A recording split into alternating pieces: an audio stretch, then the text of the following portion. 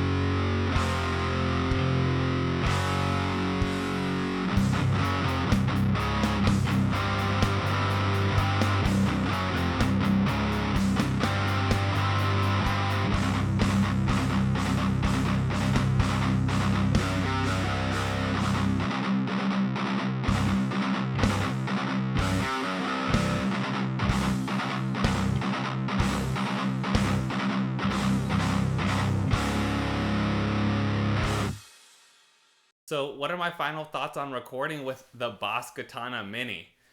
I do think it's a lot of fun recording with it. I actually really like the sound coming out of this amp. I wasn't expecting like that super, like, not that I wasn't expecting a tight sound out of it, being that the speakers are small. Um, you don't even have to turn the volume all the way up, or I would actually recommend not turning it so high because yeah, you're gonna get a lot of feedback coming out of this, just being that the speakers are so small. But I think I was really surprised as to how well the SM57 picked up the sound from this amp. I felt like it was just really tight, really almost even percussive sounding in the mix. Very different sounding from the way it sounds like in the room versus being recorded directly into the interface and into the computer. Uh, yeah, I thought it was a pretty cool amp. I feel like the use for this could be blending with an amp sim, blending it with a larger amplifier. Maybe if you do have a large amp at home, if you have something with a 412 cab, even a 212 cabinet. But I do think that this could be a great alternative. Just a step away from sounding like everyone else, using the same amp sims, using the same live amplifiers too, like a Mesa Boogie or amplifiers in that realm.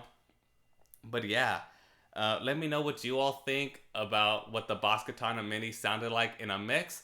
And if you like the content, guys, please make sure to like and subscribe. It'll really help me out. And please let me know if there's anything that you'd like to see on this channel. Anything guitar related, music related, guitar lessons, anything like that, guys. I would be super happy to do. I'm just trying to make, or have some fun doing these videos and just see what are the different possibilities to do. Thanks, guys, and I hope to see you all later.